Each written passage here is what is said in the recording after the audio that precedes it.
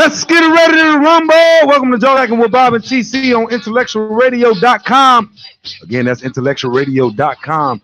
I am your host, B.O.B. Bob, but I will go by the name of Robert Lee or Jr. if you insist on being formal. And as always, from the south side of Chicago, Illinois, give it up for my main man, Martise TC Washington. TC, what's up? What's up, man? How you doing, Bob? What's going on with your brother? Good. Going all good. I want to, before we get started, I want to send a birthday shout out to Lewis. How you doing out there? Phoenix, Las Vegas, you know, much love, brother. Happy birthday. And past Mike's mother. Mike Sims. Yeah. Much love to my boy Mike. You know, you stay strong. You know, we got your back, Mike Diggity. And the whole Sims family, man. We love y'all. For lack of a better term, it was a good funeral. It was a good funeral. If you could say that, it was a good funeral, meaning we just felt like family, felt like love. Yeah. And we're sorry to hear about that, but Mike, we love you, man. You're strong. Family showed up strong. Always. We love you. In the building. Always. First of all, if you listen to us on Facebook, we want you to share the video and send invites. Invite some of your friends to look at the video. Invite some of your people to look at the video. I encourage you strongly today to invite some of y'all. Y'all don't even understand what type of guests we got in the building today. Sometimes, take my personality. You might not even like Bob, but trust Bob. Trust me. We got a guest in the building today that y'all need to know, that y'all need to meet today. So make sure you share this video and invite some of your friends to watch this video today, because one of the things, Willie D, a few months ago, I brought up Willie D, the rapper Willie D. Right. Remember when something was going on with the Facebook situation that was going on in Chicago with the people who kidnapped this white dude and was, torturing them and stuff like that. Willie D made this video and it offended me. You know what I'm saying? It just offended me because he said this. He said, "Where are the men in Chicago?" And ever since then, I've been on a mission to make sure that our platform is filled with men from Chicago, because he on the outside looking in talking about where the men from Chicago. We got New Era Chicago. Right. We got all kind of cast that's engaged. And today we got Mr. Demetrius Nash in the building. D Nash. Just representing nothing but the shy. Yeah. So it offended me, but I don't think Willie D, I didn't take it personally to the point like, he meant no harm by it. He was just on the outside looking in, making a comment about what he don't know that we know. We know Cass is on the ground in Chicago doing anything. It's a publicity stunt. It's all said and done. Because don't act like your city all straight. Right. Where y'all let in. Don't do that. But anyway, Bob said the nice way. The way I feel is until you, like you said, come check us out. We can always go look where you from in Houston, wherever you was, South Ward, Texas. And I guarantee you, where them police treating them people down there, where the brothers at down there. Right. So don't do that. Yeah. All we was just saying is that, hey, we got some impact in the building today that I'm really excited to introduce to at least to our audience. I'm ready to meet this at least to our audience. Yeah, hey man, my man is the truth, man. Anyway, if you want to listen to the show on different avenues, I'm gonna tell you a few different avenues. You could subscribe to IntellectualRadio.com. Because IntellectualRadio.com, you subscribe there, you can listen to all of the shows that are live streaming on Intellectual Radio. Because to me, Intellectual Radio is the best kept secret power platform in Chicago. Yeah, but they gonna know about it. We need to make sure people know about Intellectual Radio platform. My man just came through the door and said, man, I like this joint. It's comfortable. It's cozy. It's Chicago, baby. This is what this is. Subscribe on YouTube to the Intellectual Radio channel on YouTube. You also can download the Spreaker app, and you can listen to all of the shows live on there. So anyway, the show today is being partnered by and being brought to you by Clarence Griffin Windy City Boxing Club, owned by Montel Griffin, the legend boxer from Chicago. Montel Griffin, he just had a grand opening yesterday on 2150 South Canal Port. He got it, man. Did you see his video? His live video? I saw it. We didn't make it because we had the funeral yesterday, right? But man, Montel Griffin gym is juking, and that ties into what's going on in Chicago, the need to filter some of the young men over here to a discipline like that. So make sure 2150 South Canal Port, make sure you check out Montel Griffin. Get a membership. a membership. Ain't never too old to learn to throw them hands, man. From 8 to 80. You know, his hours of operation are from Monday through Friday, 10 o'clock to 8 p.m. Monday through Friday, and on Saturdays from 10 o'clock to 1. Saturdays and Sundays. 7 days a week. So we not, you know why we promoting before we start this show. I'm not gonna let this time get away on this platform promote Gutter Entertainment. Yes, we got the album out, K Guns, Perfect for Gangsta, and it's selling. And I had the top 5 states, and I just want to put out there number 1 selling was Florida. Thank you to people of Florida. And then it was Texas. It was Georgia. It was what's the other state? But the 5th one was Illinois. The 5th selling was Illinois. And I'm like, wow, our people. For those who did, I appreciate the ones who have, because we have some participation and people showing love, but the ones who didn't, support your boy, you know, Black-owned business. And every week I'm going to talk about the same thing, Gutter Entertainment, greater understanding, deliver dollars always. K Guns, I appreciate what you're doing. Much love. Let's get the show started, bro. I'm going to tell y'all one more time. One more thing I'm going to tell y'all, brother. I want y'all to invite people to watch this video, and I want y'all to invite people, share the video. Invite people to watch the video and share the video. I want to give up one thing. We had a guest on here last week, 2018 house giveaway, car giveaway. Give it up to Rucker Holden for putting together something that is going to change somebody's life in 2018. Yes. We're not talking about it might happen or maybe it may happen. Whether you believe us or not, invite some people to see the video, share the video, give people who need the opportunity like that a chance to benefit from what you're skeptical about. Yep. Give these people a chance to benefit for something that's real. Joe Jackson is telling you it's real. Oh, it's real. You got the information wrote down for them to go check out for those. RuckerHoldings.com. I believe that's it. RuckersHoldings.com. DeAndre Rucker is giving away a house in 2018. All you got to do is fill it out online and apply. Tell your story. That's the beautiful part. Tell your story why you know, and don't think you're gonna know it's real because we will be hosting the giveaway. It was already solidified. I know we some skeptics by nature. I know that, but so I'm trying to tell you, I'm pleading with y'all right now. Man, go get online, write your story, tell a good story. It's authentic, it's real. You will. Someone will receive a home and a car. I always got to give up to my man, the coach with the most. I call him the coach with the most. Tiger Toledo. Oh, yeah, he always doing his thing. Tiger Toledo went out to Chicago Heights the other day and filmed the house as it was getting gutted. So he posted it. I posted it on Facebook. Like, I'm trying to show y'all, like, it's real. Somebody we know finna get a crib. Like, you know, for real. I'm trying to let y'all know that, man. We will be presenting it, so you will be tuned in to Joe Jackson. We will show the actual person receiving a home. Hopefully, it's someone that's watching, but take it real. It's real going on. The best gesture you can do to us right now is to invite somebody to like this video right now. If you're on Facebook, invite somebody to like the video and share the video. That's all. On the other side of the break, though, we got a special guest in the building. You're listening to Joe Jackson with Bob and TC on IntellectualRadio.com.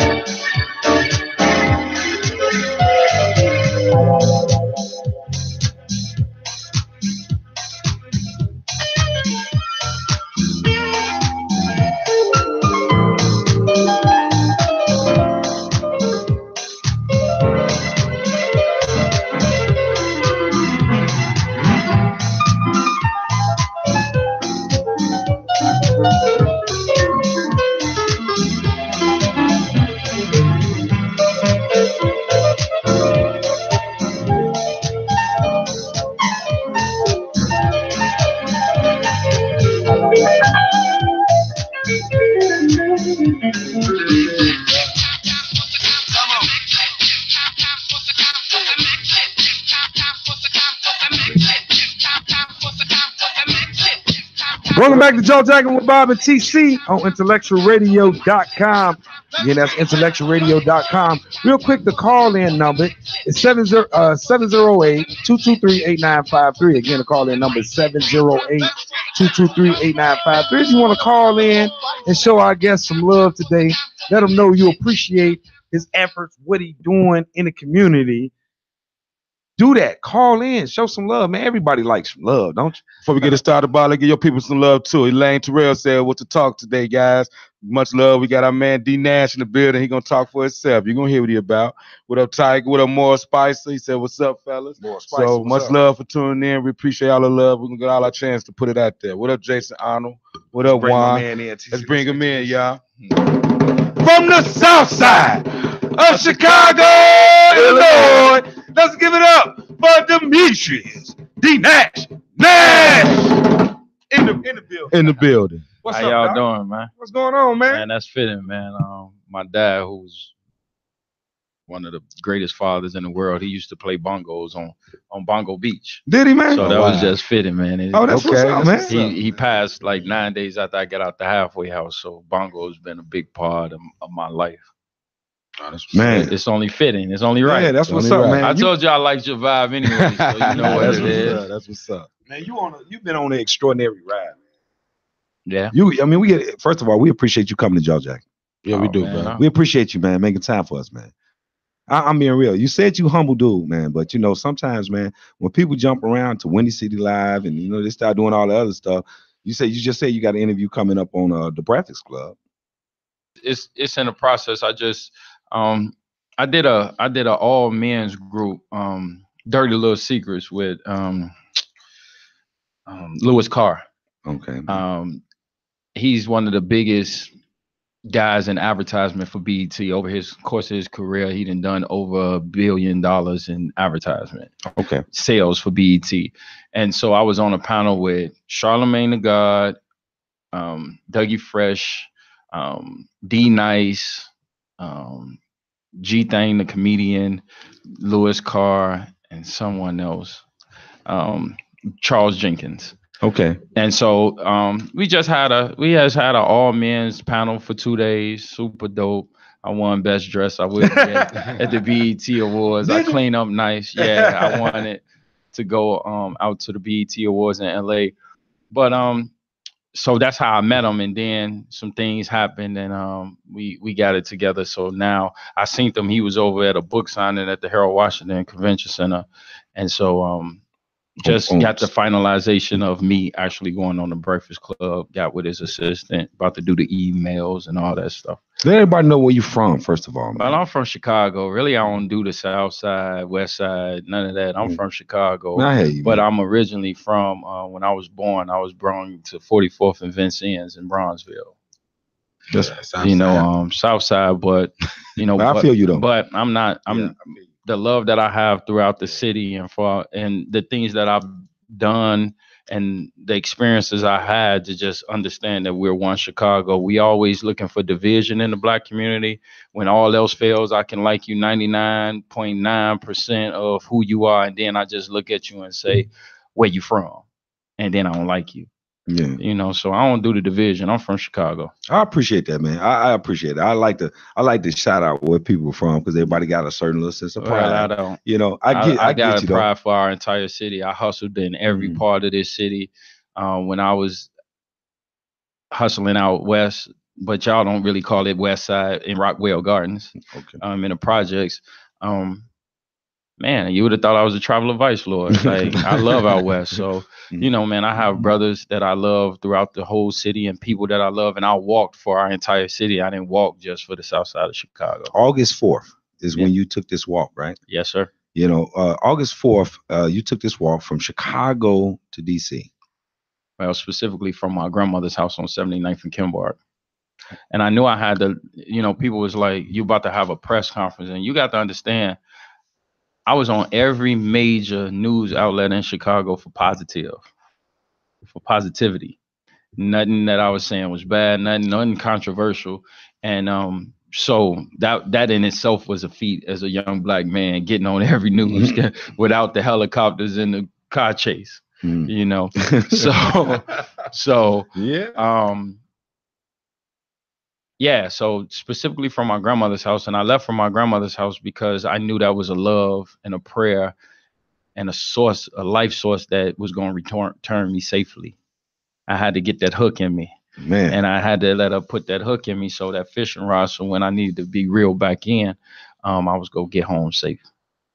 You started practicing. You walked from 167 in Kedzie to 67th in King Drive. Yeah, so you got to think, I just did not wake up and say I was going to walk to the White House. Right. There's a body of work that proved that I am who I am.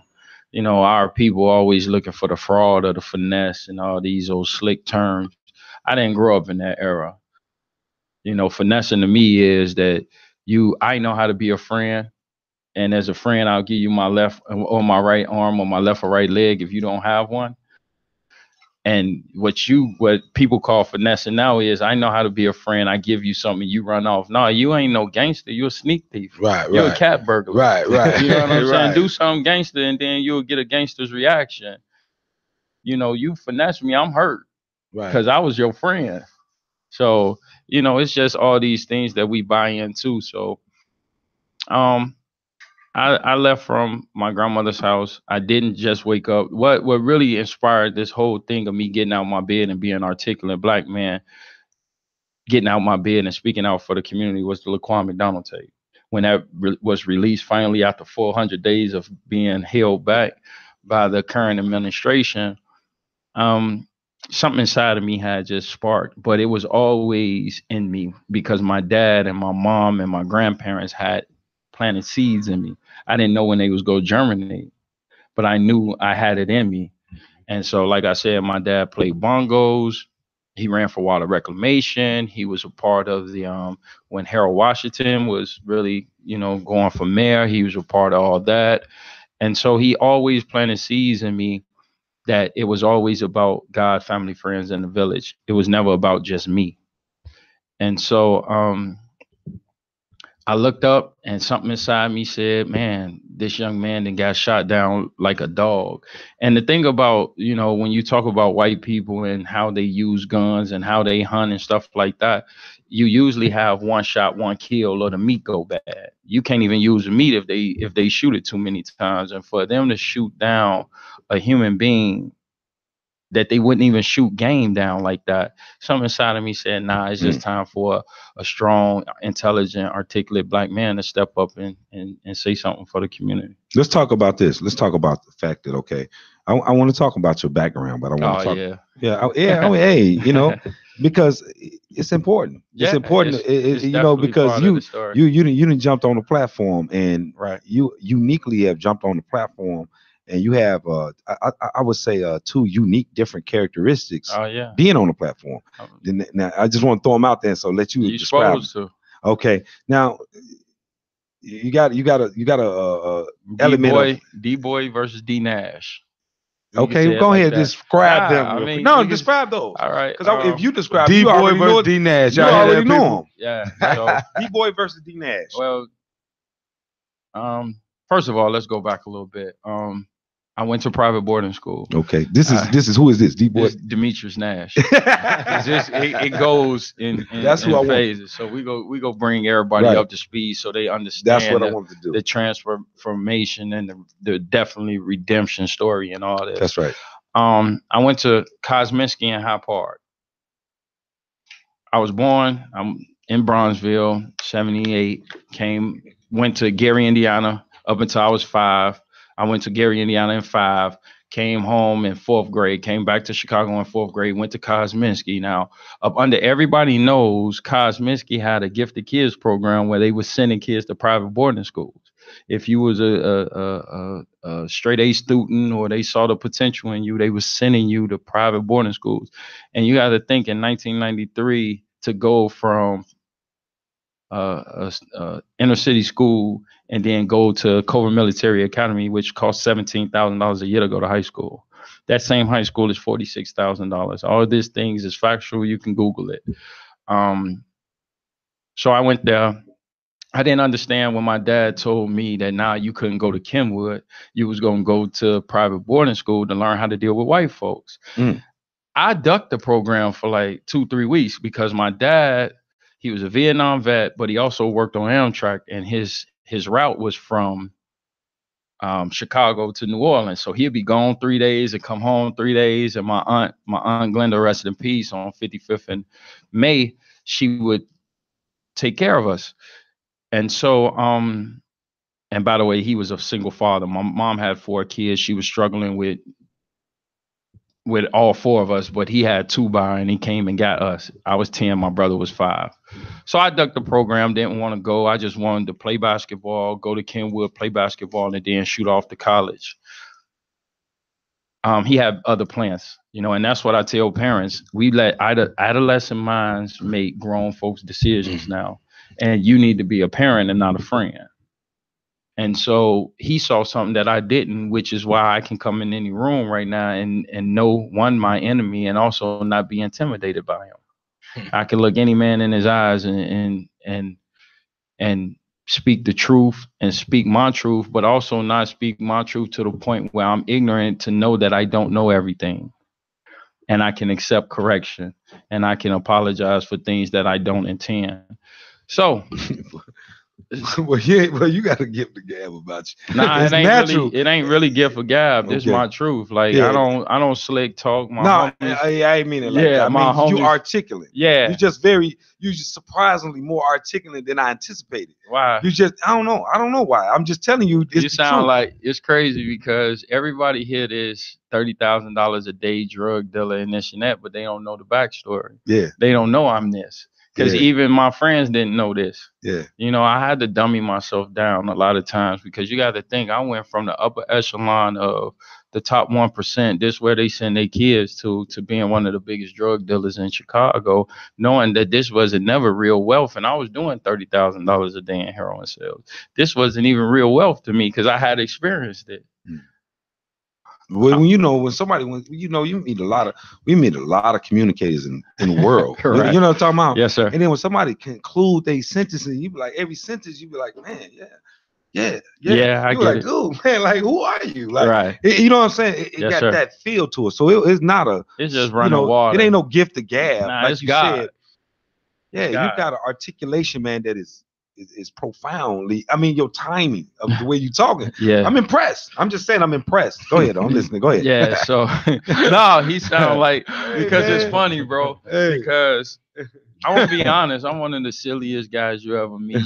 I'm very ratchet in some of the things I do, but it's a time and a place for it. Right. You know what I'm saying? Like, we balance so much. There's so much ignorant stuff on the news and all this about me, about us as black men and women. I don't play until you know me. You know what I'm saying? It's layers to this. It's levels to it. Exactly. You know what I'm saying? You ain't gonna peel back my onion until it's time. Right. Because I want, anytime I walk in the room, I want you to know I'm the business. I'm the business, just period. I'm a businessman, but I'm also the business. And you'll get the business. You play with me. And so, when you talk about respect and you talk about a man that's willing to die about his respect, because that I am, I have to give it in abundance. If you want these things, you have to give these things in abundance. So, man, keep your narrative going about Yeah. Dinesh versus. Exactly. I ain't mean to cut you off by complimenting. Right. A few questions. All right. So I end up going there. That's why the articulation and stuff like that. And then I end up getting kicked out my last year. I didn't understand the opportunity I had. So I went from private boarding school for 3 years and then went to Wendell Phillips on 39th. My last year, bro, I'm doing 3 hours of homework and don't even remember a homework assignment to this day. The senior year. So I was getting out early. I had enough credits to graduate, end up meet my kid's mom. She 15, I'm 18. We both in high school. She a baddie.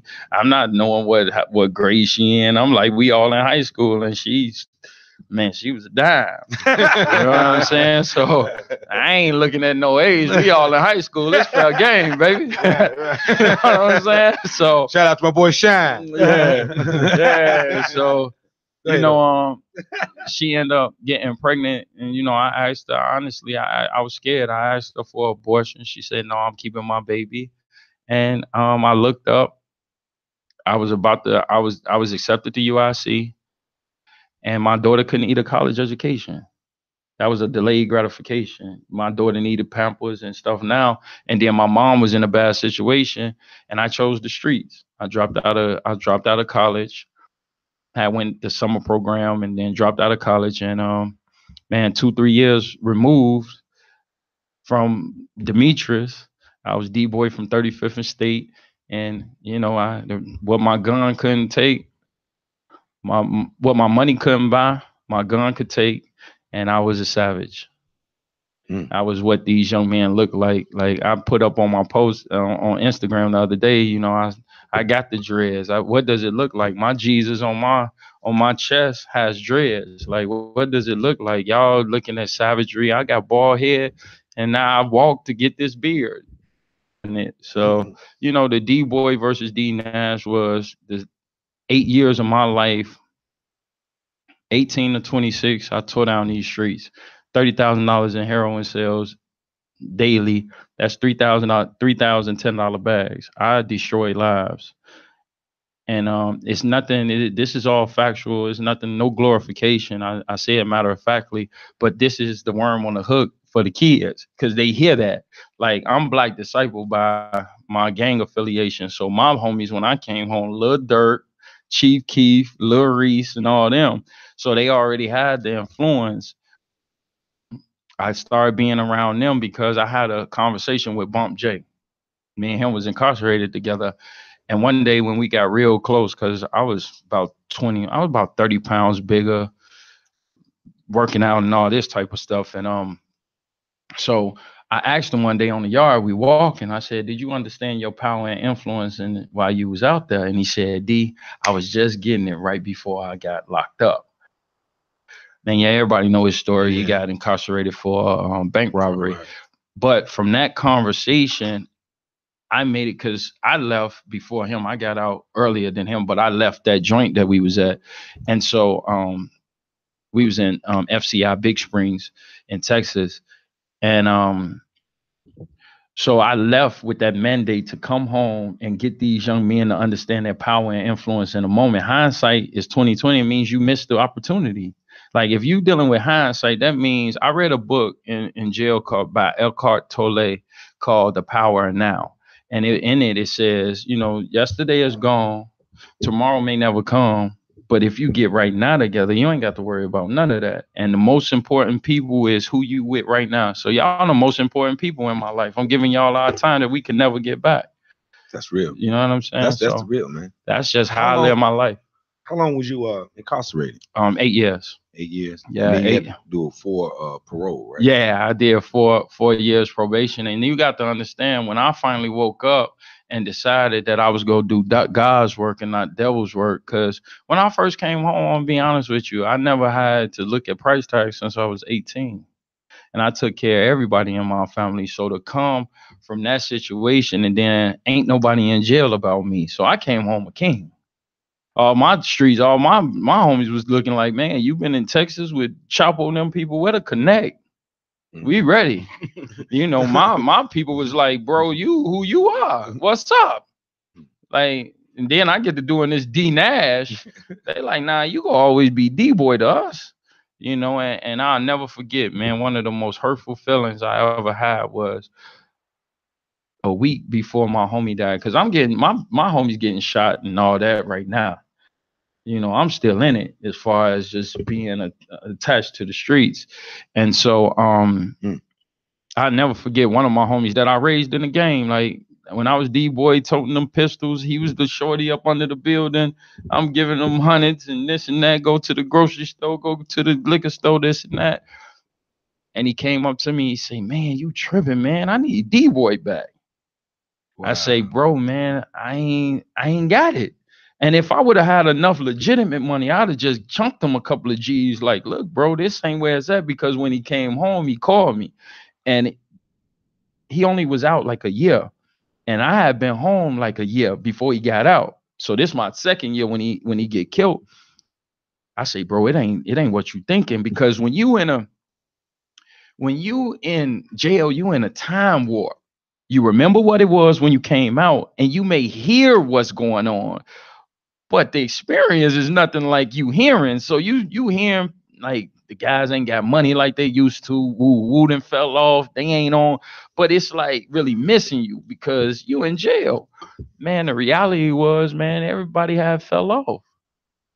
And I was used to accustomed to my guys getting out of jail. We chunking, hey, look, D-boy, you know you can't give less than $1,000. You get 1,000. We need 100 from the shorties. You get 200. It was based on your level in the game, what we was getting for the guys that was coming home. So you'll come home to 10, 15 racks. And you coming home not to nothing. You know, so it was a culture shock for me. And then I had to tell him, like, look, bro, it ain't the same. So this the D-boy, you know, and I'm like, man, and I guarantee you, man, it wasn't a week. And my spirit is so in tune with my people. I was meaning to call him. I'm calling him.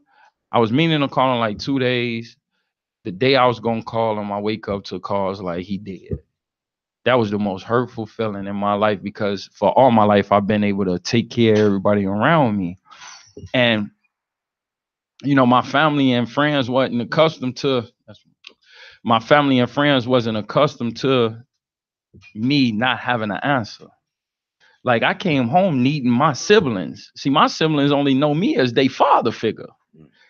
So imagine coming home, not having no answers, needing a family that didn't understand that you needed them. And they looking for you to get back on and get to the money. And so I just had to, and I tried, I ain't gonna lie, man, my people come to this day and be trying like, what's up? Like you still the activist this week? Like we'll drop a load on you, homie. You know what I'm saying? I want to just talk about what impacts you. Like we talking about, I want to talk about the Nelson Mandela book you read. Yeah, I was sitting back for a minute. And trust me, I hear you. Right, I hear you. Come on with it. I hear you, man. Come on with it. No, I just want to understand, like, when you, like, you know, hearing the D-boy and knowing what you've been through and hearing your statement up in here. Right. Like, when you decided to be D-Nash and walk away from all that, you know, people like, was it, how realistic is it like to actually just say turn and just walk away? Because there's a lot of bombs. It just depends on who you are. Exactly. Okay. And what you mean to people. Right. And I'm a leader. You know, I am who I am for the Black disciples. You know, it's just certain elements of my life that just will always be like, you do. But at the end of the day, it's like, I'm here to save lives. I gotta, because first of all, you know, the streets show you love differently. You know, when I was in jail, can we curse? A little bit. Say a word or two. Nah, to be frank, you know, say a word or two. My guys didn't send me no money and they ain't even write me a fuck you letter in jail. You know, so the old bond that I had really was changed. And by you saying that, you know, because I understand exactly what you're saying. There you have it. Exactly what you're saying. Exactly. You know, I wasn't in there long enough for the time warp phase. Right. But all you had was mama, grandmama, and daddy. And so But I had changed. And yeah, and you got to think, man, I'm gonna be honest with you. I was the one, the youngster that was running around toting the pistol. So I'm the hammer. You ain't gonna do nothing to me. Like, I'm not too far removed from that. right. Like, D Nash's work, to understand, I mean, like I say, what does it look like? Like, Black Lives Matter till they don't. Just don't mess with me. You know what I'm saying? Like, at the end of the day, I'm still a man and I'm gonna protect myself and da da da. But thank God I never had to do that because, like I said, I didn't spread it love all while I was in the game. And then when they saw a genuine transformation, now it's one thing to have one foot in, one foot out. Exactly. That's what I was But saying. when they see a genuine change in you, behind you, 110. It's respected. That's Yeah, what I'm like saying, I right. just coming over here. My homie just got shot from out of Rockwell Projects. He calling me like, man, you know what, man? I don't even want retaliation. And he just got shot like maybe 2 weeks ago in a party out west. He like, man, you the only person that could come from out south and talk to some heads out here and really get some results. Like, I just move with God, bro. And I didn't put in work on every part of this city. So they like, yeah, he D Nash, but we still remember D Boy. Let me ask you this though. Why is it important? Like, cause I mean, why is it important? Like, oh, okay, just say for 3 years, I did a mentorship program, basketball mentorship program. Yes, sir. But talking to young kids, young men, Yes, sir. it's like sometimes I always go on that boastful side of a statement I would make, like, yeah, almost like braggadocious to let them know what you still capable of. Why do you think we got to do that to young black men? Well, and it's to let them, like, for me, it's just a worm on the hook because we like ignorant stuff. Ignorant stuff get all the likes. Instagram, you look at what get the likes. Like, I've never seen the time in the history of black women where they show their butts more than their faces. Right. Or we get more likes as black men for showing pistols, doing lean, fighting, all the ignorant stuff. So the ignorant stuff catching them at times. Like, look, because they look at you as a lame. Yeah. And you got to reel them back in. Like, look, shorty, this ain't that. Like, remember, I'm not too far removed from ignorant stuff. Like, this is work. D9, that's why it's always D9 versus D-Boy. Because the demographic that I'm working with, sometimes you got to show them something else to get their attention. Like, you got to grab them like, look, boy, stop playing. And it's not to be physical with them or intimidate them. It's like, I'm trying to save your life. Because if I don't grab you a little bit and be a little firm with you, you go out there and keep on thinking and playing. And look how many of y'all, 762 of y'all, 771 of y'all was murdered in 2016, 4,400 shot, and 600 and something was murdered last year. Like, when y'all stop making hoods about folks now? So it's to be firm, and I don't really brag about it. It's just matter of fact. No, I agree. I get it. I just think I'm just saying the same dilemma that I go through it. Like, when you say you go through a transformation, yes, sir. You start reading books like Nelson Mandela book. So that would talk about that. The fact that that's a part of books. You shooting out books. Yeah, like that. You shooting out books. Yes, sir. This you telling your transformation. You telling what changed. Yeah, reading is fundamental for real. Like, reading was my escape. Like, I read thousands of books. The Quran, I would always read that. The Bible. Nelson Mandela, Long Walk to Freedom, was very impactful. Here's a man that fought apartheid and lost 27 years of his life incarcerated in a time where it was really real. Like, and that was, and I'll talk about that more when we get to the part of the walk. But these are men and women that sacrificed their lives for me to be able to do a walk in 2017 and have an easy road. And that's the thing that we don't do. We don't pay homage in our community. Like, it is great men and women. Rosa sat down on the bus. Harriet did the Underground Railroad. Malcolm lost his life. Martin lost his life. Reverend Jackson got hit over the head and beat with bottles and all types of stuff, fighting for the community. Farrakhan goes to all types of ridicule. These are all men, Malcolm, and along, and then you look at great men who had a great idea as far as the streets that end up allowing drugs to come in and destroy things, a la Larry Hoover, a la Jeff Ford. So I come from them type of cloths, and I understand that men like me are dead and in jail. That's why I always deflect. This is not about to be the D Nash show. To be for us. This is FUBU, for us, by us, Damon John. You is not gonna kill me or lock me up and think the movement is gonna be over with. It's That's not. real.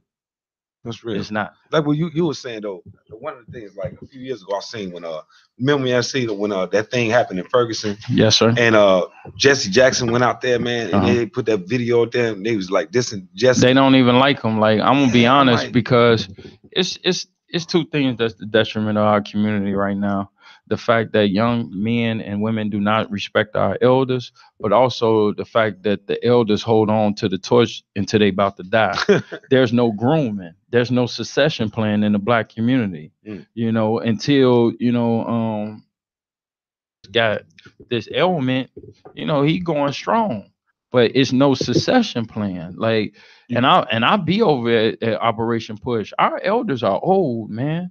But and then to me, I respect my elders and all that. Right. But let's keep it real. That's the eraser word. Right. So that means everything he just said is you gotta be he about to go. We talk, but you talk to I respect you, but right, that's the F you. That's the sales pitch. That's how you get people listening. The first thing you gotta do is be like, yeah, that's a great point. Well, if you ever thought about this, then you let them know how you really feel. All right, now we're gonna say about, like, let's be real for a minute. Some of these leaders don't have it's like, I feel out here now, they out of touch. Let's just put it this way. They out of touch. And our leadership in the Black community, from the pastors to our politicians to all that, are out of touch with what's going on now. I go in the rooms at 39, I'm the youngest in the room. There's a problem. If you make laws and policies affecting people's lives that you won't engage, that's disrespectful. You see what I'm saying? Like, if I tried to make a decision about your life to you, and I never did this, and I never even said hi or nothing, but I closed 50-something schools. How could you? Yeah. You know what I'm saying? You just govern by numbers. You're not governing by lives. And so that's the dilemma, but that's why I'm who I am. And if the elders understood things better, they would empower a young man like me, because I always look at the situation when we did have the projects and the gang affiliations, right? The board member never really touched the people. He always did the board member things. He did the sexy things. He rode around in the nice cars and this and that, and the regions and the directors and all that was the people. But the regions, one of the biggest mandates for the regions and the top from, the second tier, was to make the membership love the board member. And that's what our elders don't get. In order to live on and have your legacy live on and still be impactful and powerful in this time, you got to empower the next generation so we could teach them and say, nah, the big homie gave me something. Because I'm not gonna lie. I've had young men come up to me and say, man, F Reverend Jackson and all our elders, we know you, D Nash, you walk for us. And I'm like, hold up, shawty. Nah, we can't do that, man, because only way I could walk in 2017 with a damn near Clearport.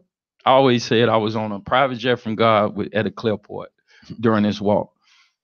The only way I could do that was because of Reverend Jackson and them. That's right. And men and women that went before me and broke down color barriers and broke down this and that.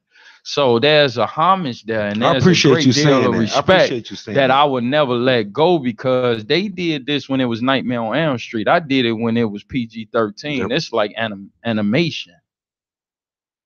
And I never forget it, and I never let nobody say you the man, D Nash. And once again, it's deflection.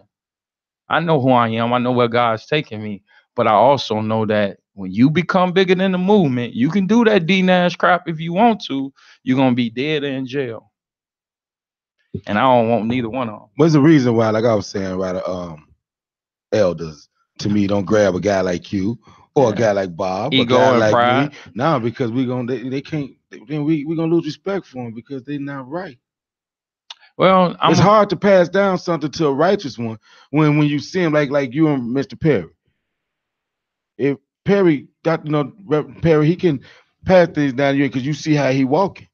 Right. But when you get behind the scenes and find out when the guy got his window shot out and Jesse Jackson came over to 115th over there, and you behind the scenes and see how he did somebody right. It's hard to get somebody to want to walk in them shoes because you look bogus. Yeah. I mean, we got to respect what they did, and that's real what you're saying too. Right. But it's a reason why they don't have no young groomers, because the guys that's really serious that want to take that walk, they're not gonna show them the side what they doing. Look, that's why I asked you. I said, what is it in you that still make us still gotta show that goonness in us as men? That's why I asked you that, because even with Jesse Jackson, like what you saying, these are men too. Like they us, they like us. So like if you come at them in the wrong way, man, you know, Jesse Jackson back in the day was a goon.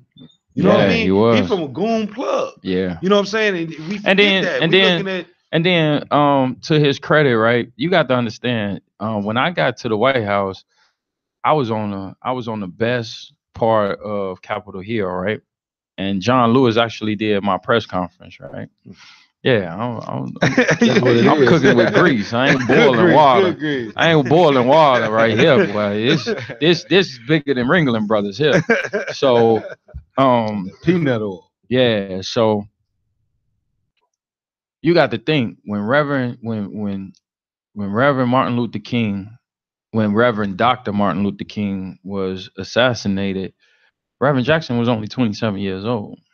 What would you do as a 27-year-old man with the weight of the Black America on your shoulders? And the elders at the time didn't even like him. You see what I'm saying? And then you the most articulate, like you say me, you should hear him talk. Man, that man tongue on ice. Boy, man, it's an oil spill. But at the same time, it's like 27. You got the weight of the Black America on you during a time when you got to toe the line. You see what I'm saying? Like, what would you do? It was just certain things that maybe, you know, at 27, it's like, I got to take one for the team to better this, because they have made a lot of strides. Now, I know personally that he made millionaires. And one day a lady came in, Operation Push. A lady came in, she was like, well, Reverend, you helped me get into a da-da-da store with my product, this and that. He say, damn, where you been? I ain't seen you. You see what I'm saying? Like, he done made a lot of millionaires and he done kicked in a lot of doors. Yeah, he did some stuff for himself and his family and this and that. But if we would have kept it as a village, it was not just his obligation. It was they obligation that was getting them millions to bring it back. You know what we did in our community? We got our millions and ran out to the suburbs to get acceptance amongst people that wasn't gonna like us no way. Yeah. See, even today, we still talking about Oscars and this and that, and they didn't give us this and that. Why is we still looking for acceptance from the slave master? You say it again for me, man. Why is we still looking for acceptance from the slave master? Thank you. I'm good. I love my Blackness. And I'm not even mad at white supremacy or white this or white that. I'm more mad that we don't got Black this and Black that. Mm-hmm.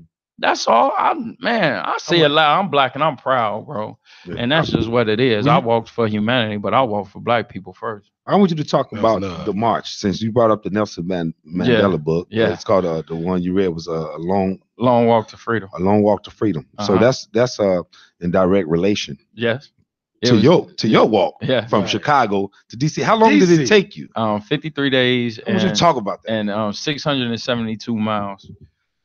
53 days. 53 days from from August 4th to September 25th. We Googled it. Things said 3 days. Yeah, but if you're a robot and you just walking and not stopping, right. Yeah, you press Google Maps. It said 3 days. D-Nash is supposed to do 53 days. I said give him 5 days. We talked about before we got you. Like, we'll say 3. We'll give him 5. Man, I'm just being real, man.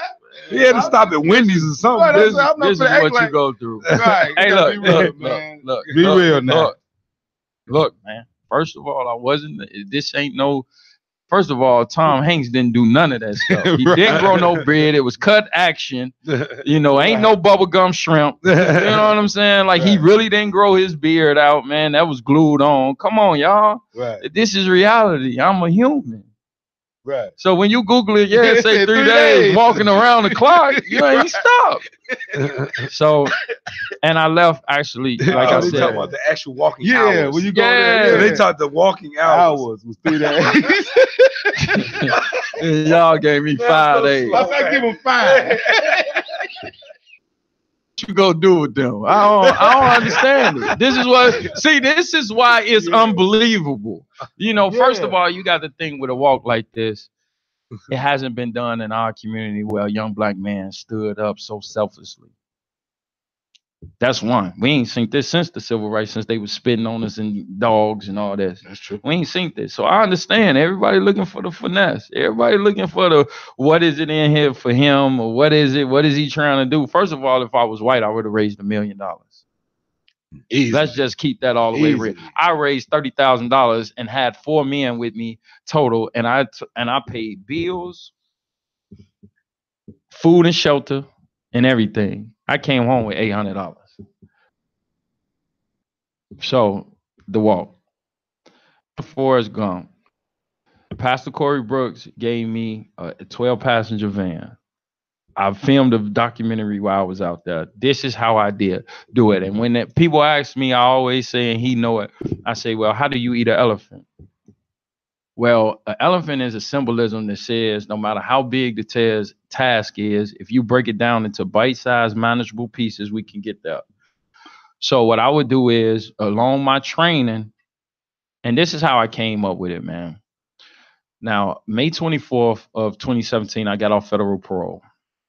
The judge came down off the bench, and if you know anything about the feds, it's very stringent. Judges don't do stuff like that. You this wood that you see in this room, you know Negroes was hung from it.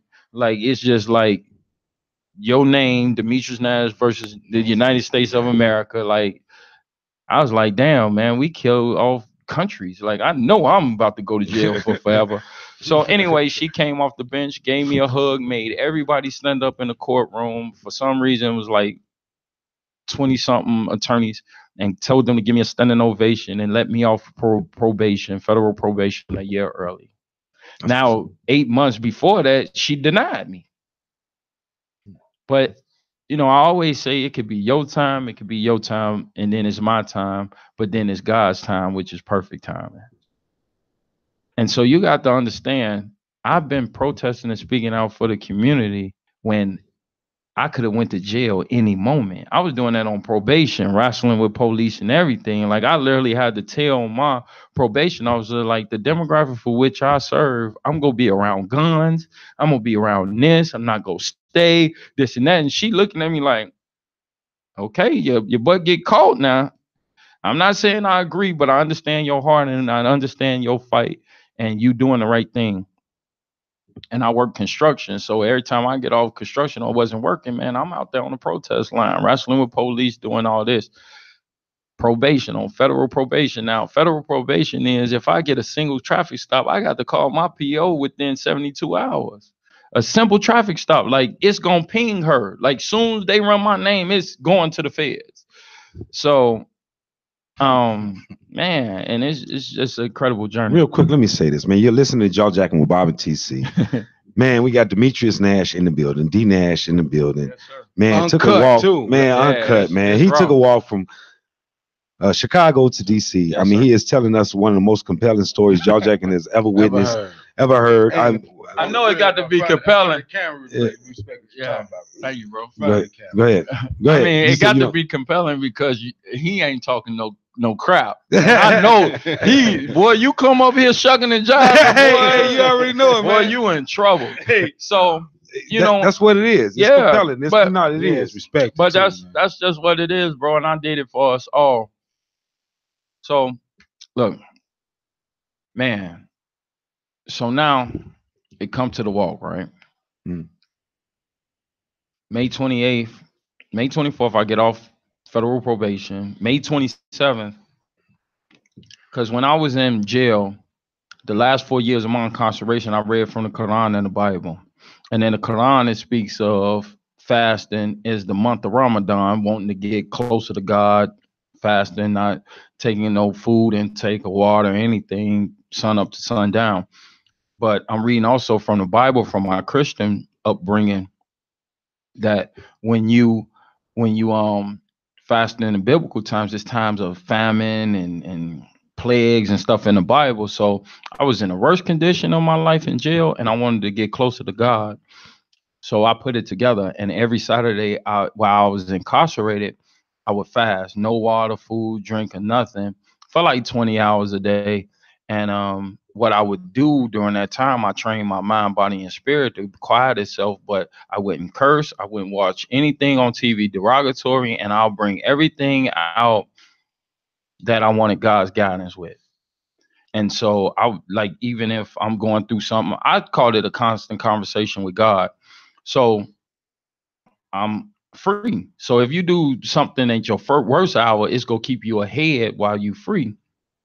So the feds have been in my business for like 12 years when they finally, on May 24th, when she gave me my freedom, but I didn't get the paperwork. You know, everything with the feds is paperwork. Yep. You told her you didn't, paperwork. You eyed or you're not, paperwork. You know, everything is paperwork. Transferring from one place to another, paperwork. You is not going nowhere without paperwork. So the paperwork hadn't came in. So I'm like, it's gonna take 2 weeks for me to get it. So I'm feeling like a dog that the door open, but I'm like, damn, am I free? Right. Like, they didn't freed us. I kind of feel like the slaves in Texas on Juneteenth. Like, right. What? Man, I've been working 2 years longer than, man, I'm gone. But I didn't feel like I could just leave. And so that was May 27th. I went to bed fasting and praying, asking God for deliverance, like my guidance.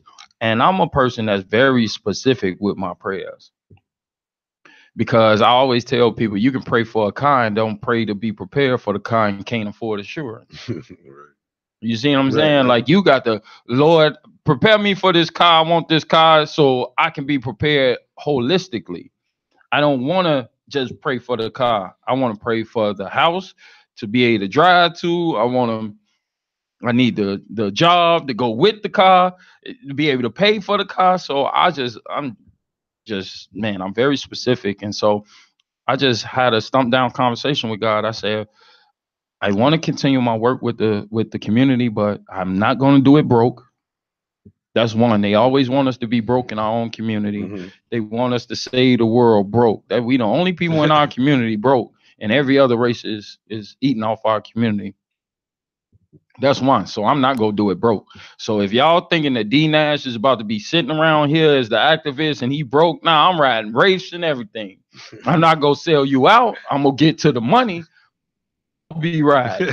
Like, ain't no broke with me. Nah, I went from D-Boy to D Nash, and D-Boy wasn't broke, and D Nash is not about to be broke. This is what you got to know. So you can beat on bongos and all that, but I'm not about to come in here and talk that low and wait on your heaven in the sky. I want my heaven on earth. My people there. If my dad could come back down here and tell me what it is up there, then cool. But I don't know if it's heaven up there. I'm have faith and believe that it is, but I don't know. So I want my heaven here, and when I get up there, I want my heaven too.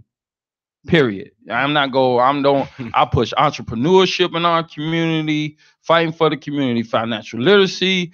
Look, you ain't gonna be broke around me. If you want to be broke, do what you want to do. Talk about your foundation. Let's talk about your foundation in specific, the intent and the point of it in this regard. We talk about. I heard you talking on one of your interviews. Hold on. We skipped the walk, man. Right. Okay. Let me get past the walk right quick. Okay. So, because I'm gonna speed it up.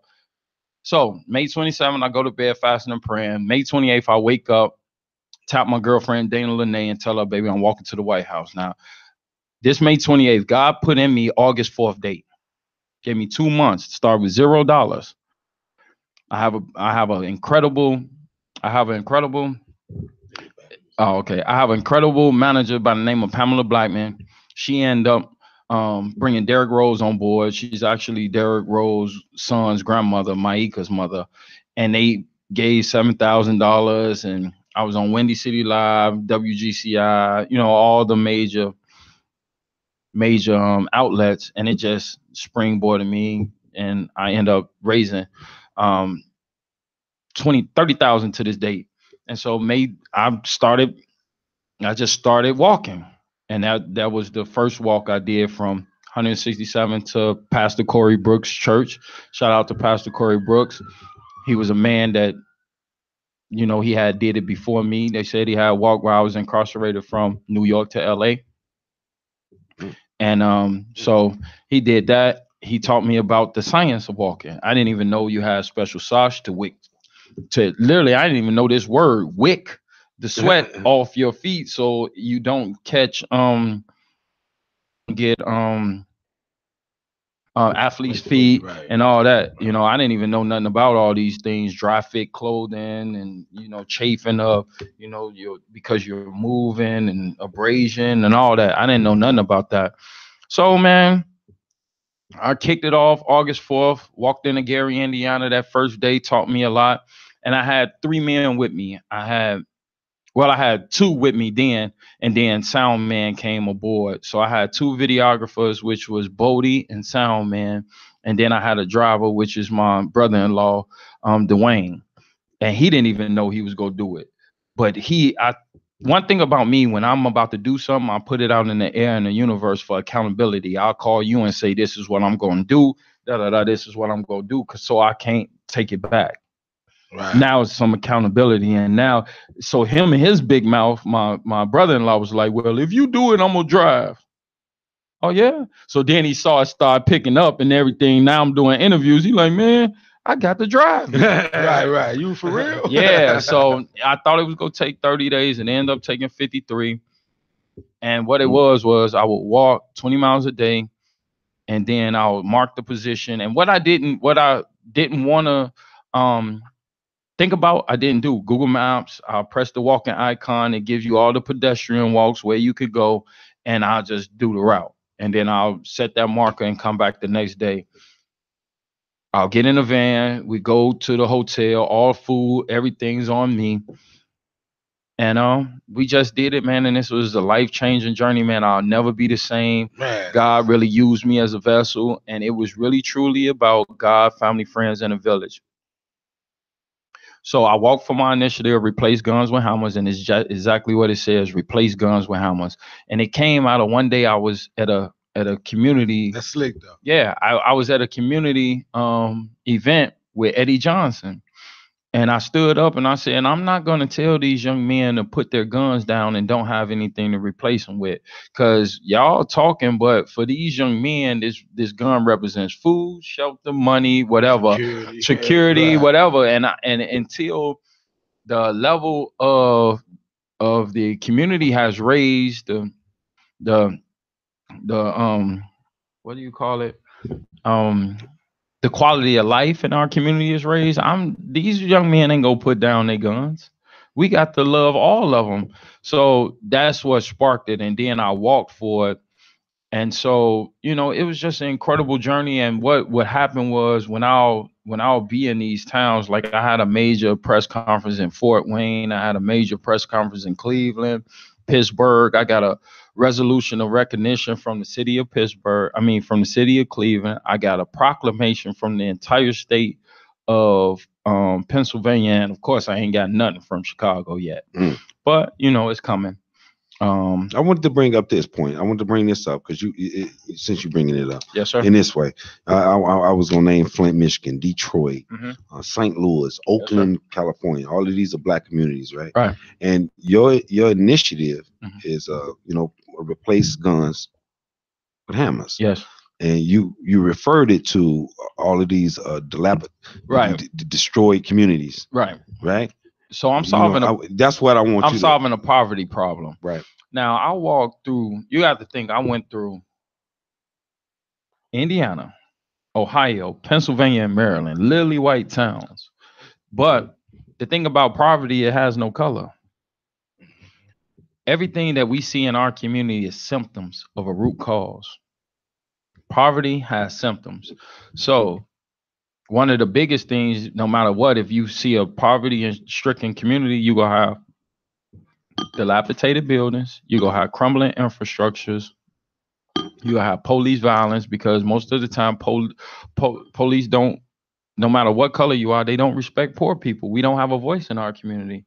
And then finally, sometimes you go have, well, a lot of times you go have political corruption, because 9 times what the quote unquote smart politicians think, well, they don't know about TIF funding. They don't know about these things that's supposed to be allocated to their community anyway. So what I'm gonna do is either you go pay to play, or you go be my friend and you go still give me a kickback. So these are all poverty symptoms. So with Replace Guns with Hammers, I'm literally destroying a poverty problem. It has no color.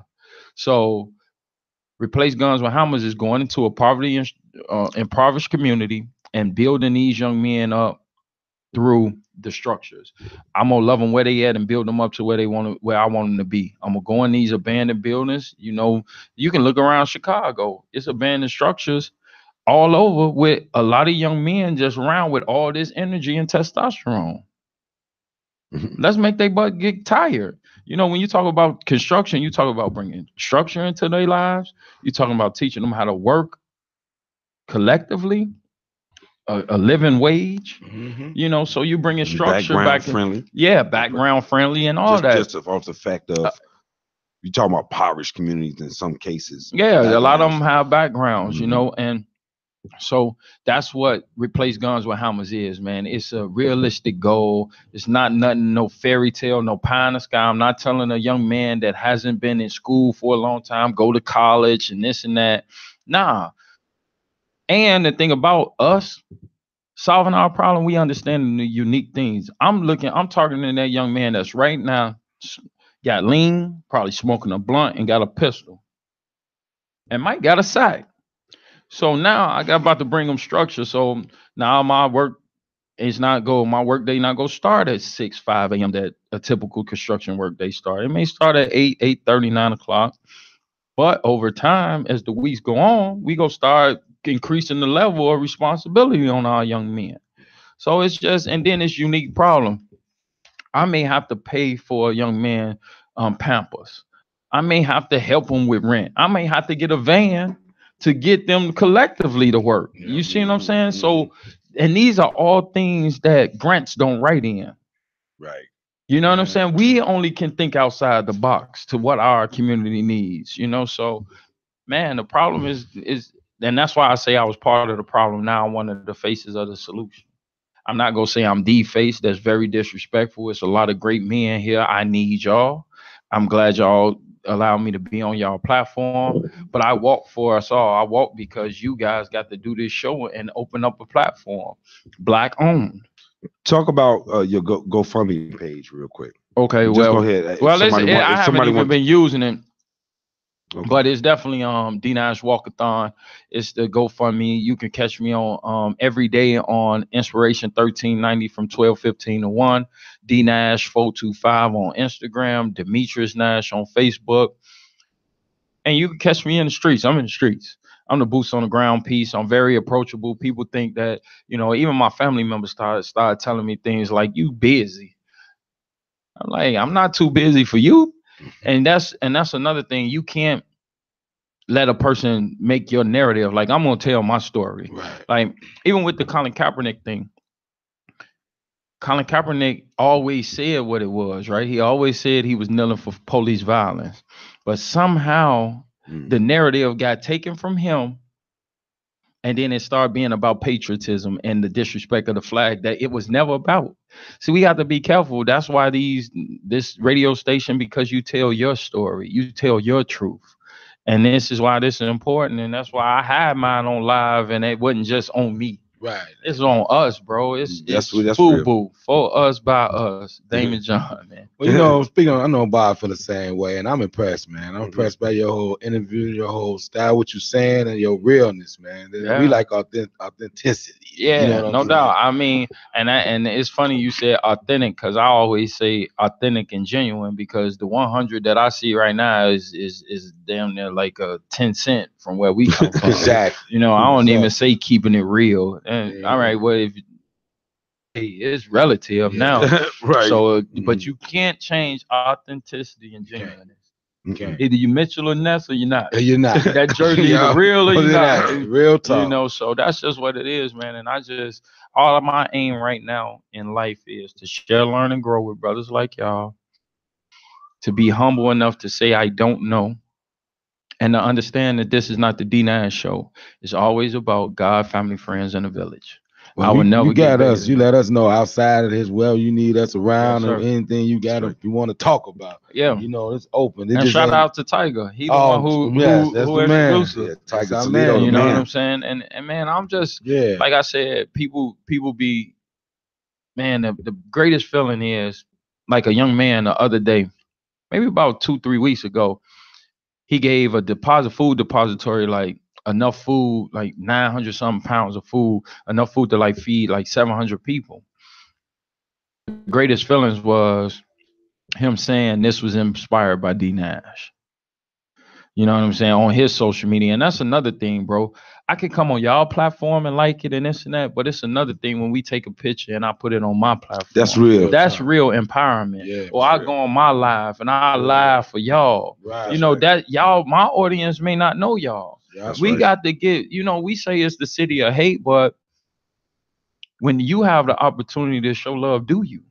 Real talk. You know what I'm saying? When you have a opportunity to not just it be about you. Yeah, I could have put that thing right here and just said it's the D9 show. Yeah, and they just see me, my audience see. Nah, I want them to understand that we do speak life into each other as black men. That's right. The media don't say we do this. Right. They That's say right. real That's talk. right. They don't say we can come up here and not shuck and jive and act funny and talk and be ignorant. They don't see this. They say, oh, he go come here, D-Nash go come here, bro be the wild one, he go say what he won't say and da-da-da and this and that. And they looking for the buffoonery. Yeah. When we gonna stop painting our face black?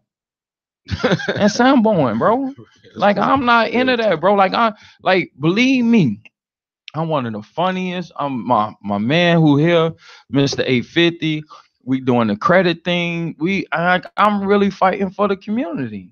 And until you know me, you gonna respect me, and I'm gonna respect you. Ain't no kikiing and cockeying and laughing and joking, bro.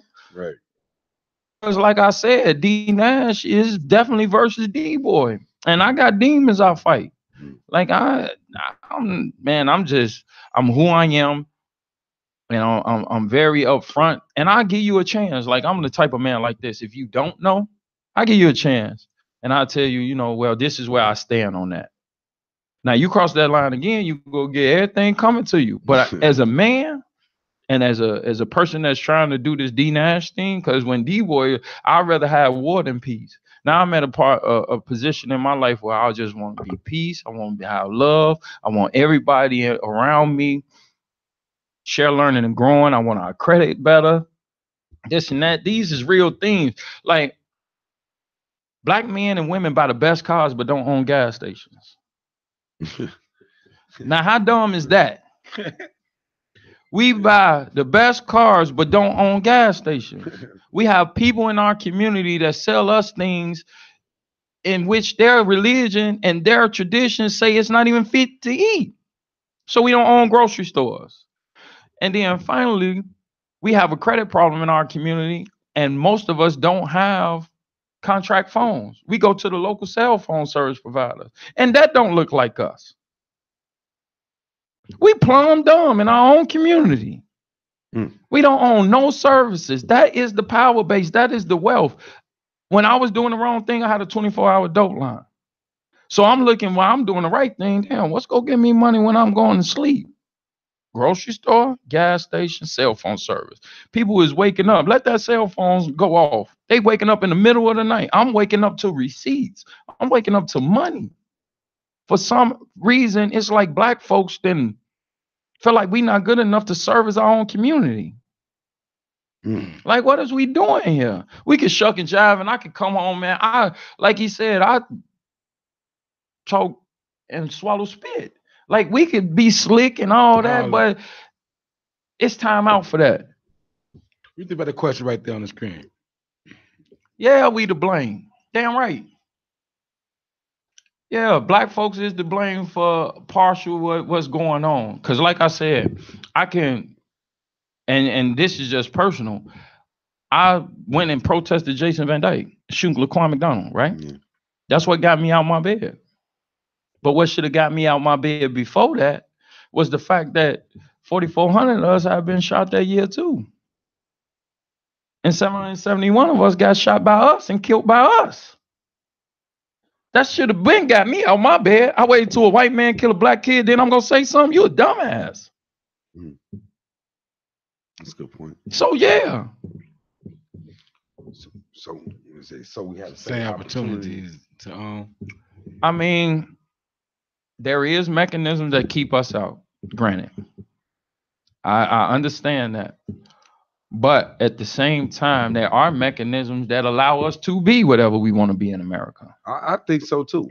So it is mechanisms that keep us out, but it's also mechanisms that let us do it too. Like right now, I don't know if everybody knows, you can create an LLC in the state of Illinois right now for $150. It went down from $500. Yep. There you have it. And the new tax bill allows you to be better having an LLC and getting a lot of tax write-offs is better than being an individual.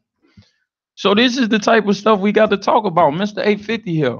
I'm getting everybody credited together around me. Y'all ain't got y'all credit fixed. D-Nash, go get y'all credit fixed. It's time to really build wealth in our community. You can't do nothing without good credit.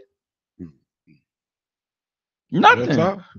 Because they go give you the worst interest rates. You go pay 2-3 times your home, 2-3 times your car. And it's crazy because the wealthy people get the low rates and the poor people get the high rate. Yeah. You wealthy, you don't need that solid 2%. Right.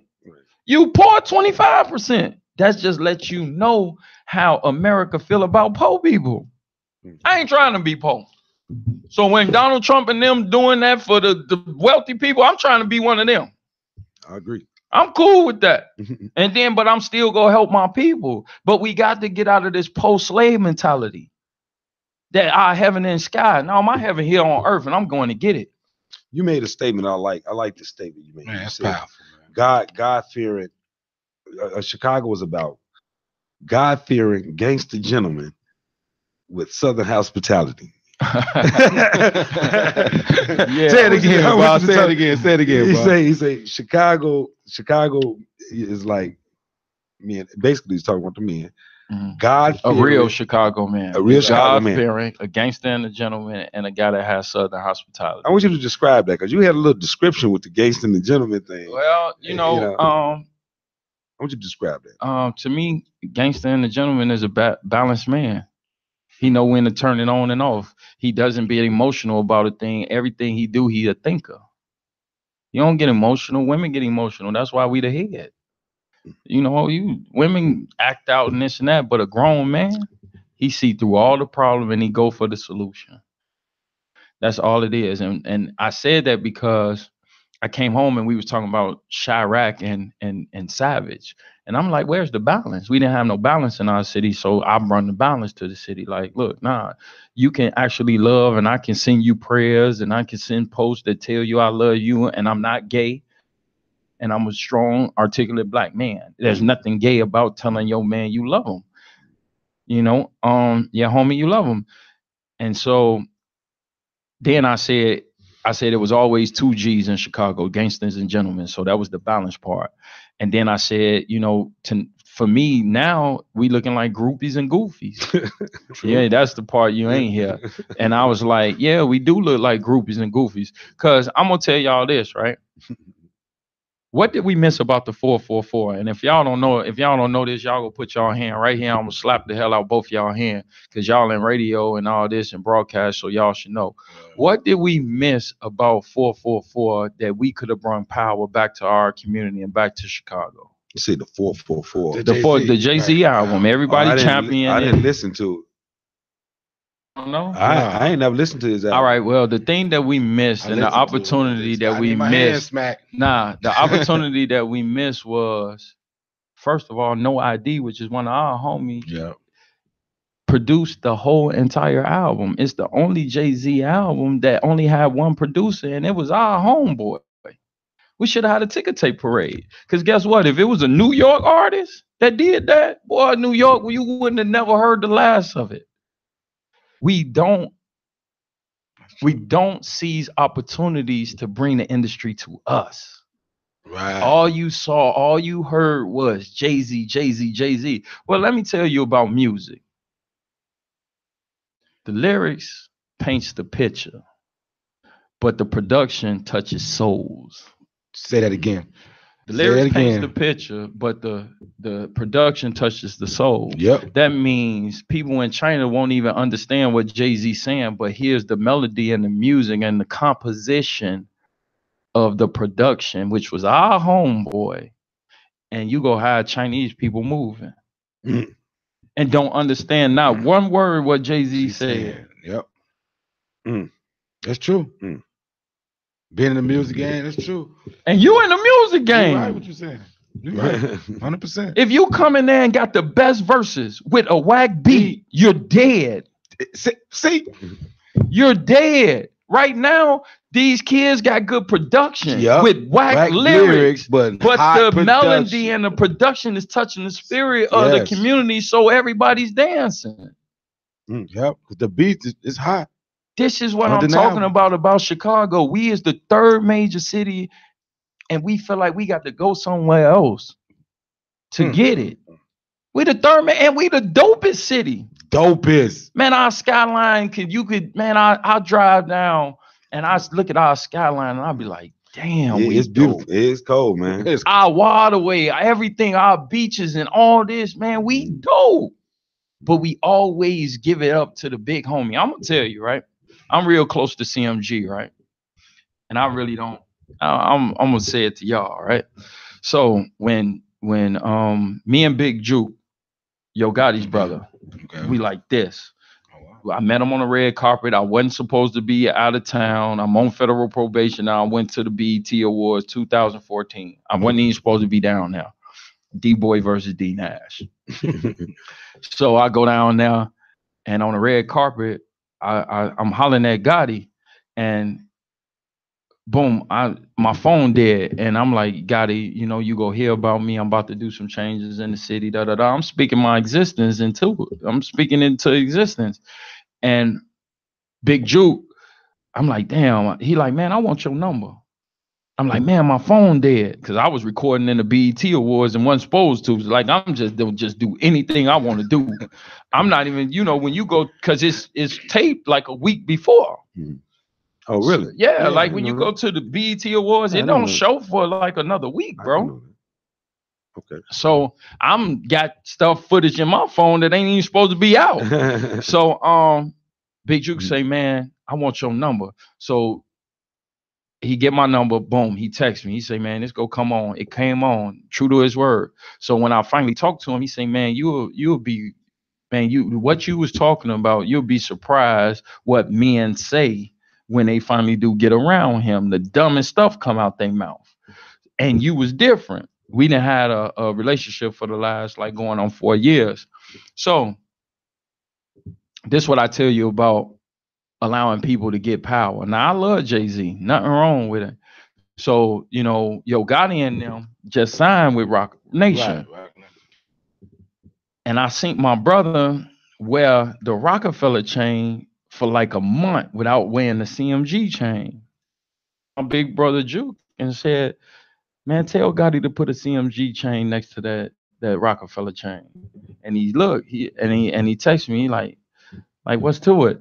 I said, because for the outside looking in, it looks like a Rockefeller takeover.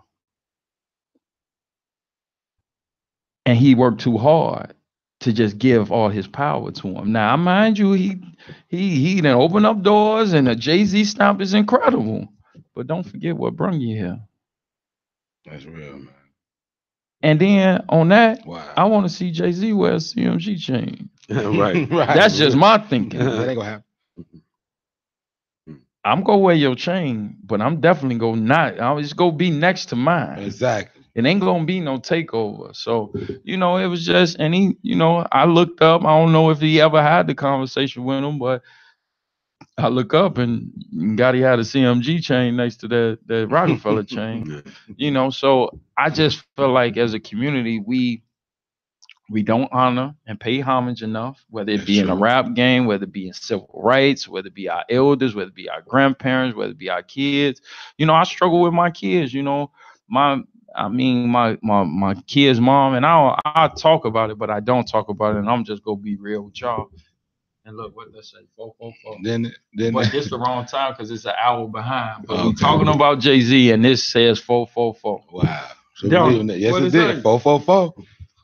Hey, look, man, this God. Let me ask you a question, man. Quick question. You say, I ain't do that. I ain't set this watch to that. Look, and it's ticking. Hey, it's crazy. This about to change. Right, I see it. It shows say 444.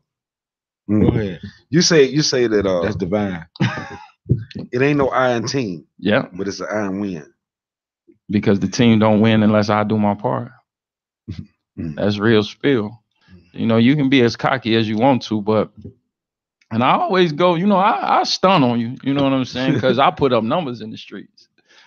You know, I did that. And I get my little D-boy on sometimes, but, you know, I always tell people, man, you only as good as your lowest man. Like when I was really doing it, man, my young boys had 9 pieces, and that was 9 ounces of their own. Right. Like my young boys.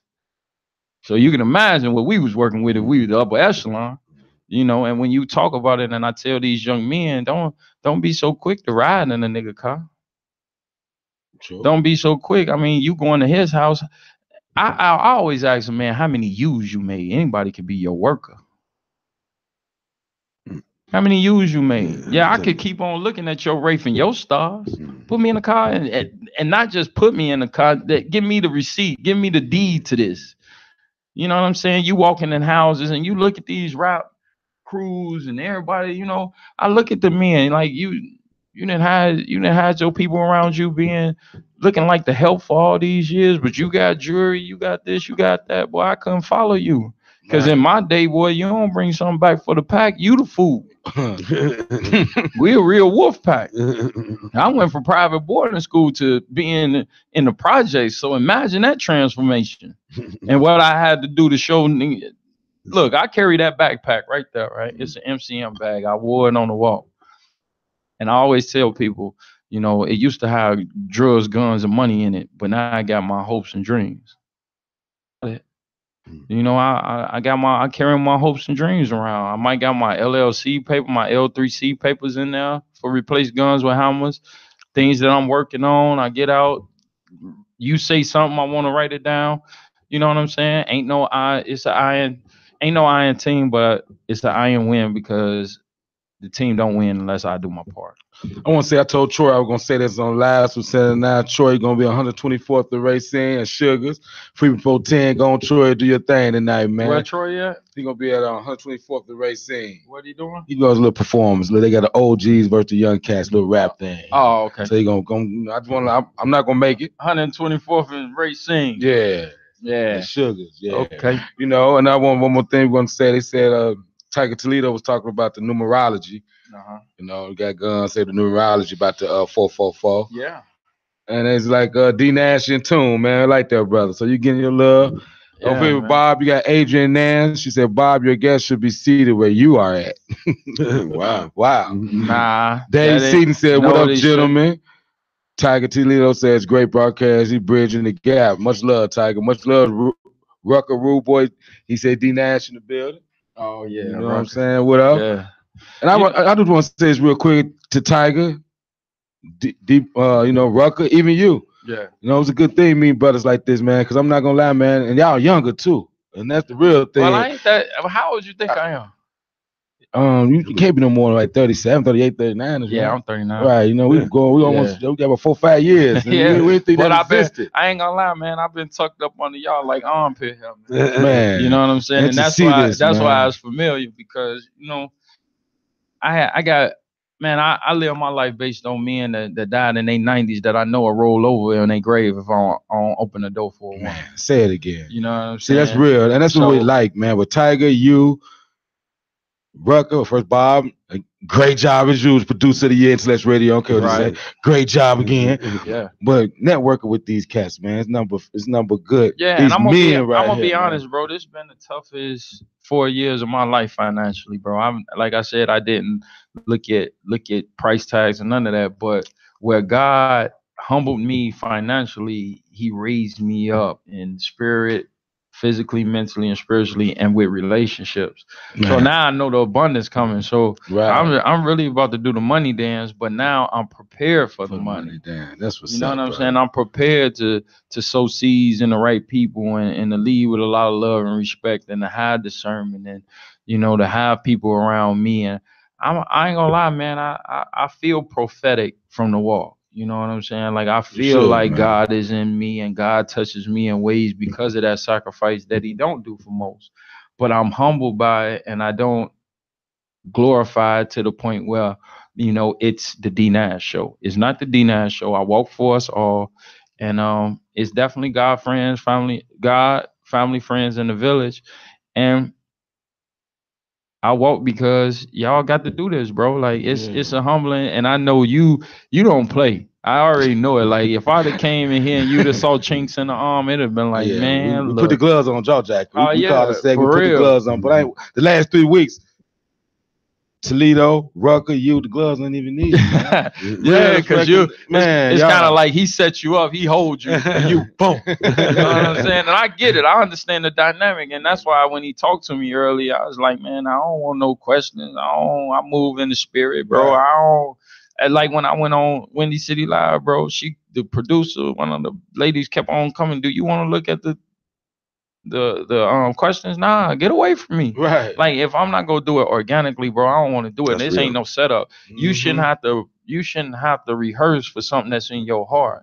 I agree with that. You know what I'm saying? Everybody know jaw jacket don't rehearse. If you doing this and you got to be prepped and all this, you got to have all these people around you, bro. I walk mainly by myself. Like my homie here, but mainly I'm by myself. Like I don't walk with no entourage. I don't need that. I can have it. Well, tell everybody real quick where they can follow you at. We had somebody in there just said you need to sit in my seat. So tell that person where they can find you at my in your own I'm seat. Gonna have y'all on my show. That's right. Every day, there too. Inspiration 1390 with my co-host Tamara Fair. 12:15 to 1. So that's Inspiration 1390 iHeartRadio.